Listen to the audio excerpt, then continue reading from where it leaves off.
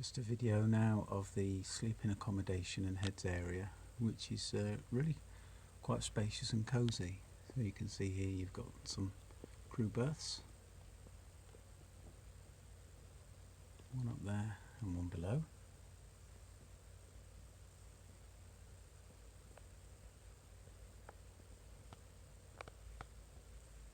Plenty of stowage down here as well, as you can see, some of it in use, some not.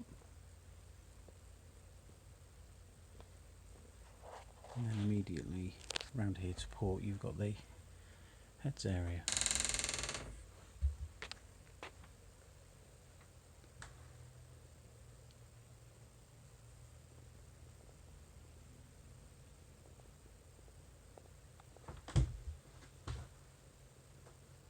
Shower, electric toilet, basin, taps. Really functional, clean.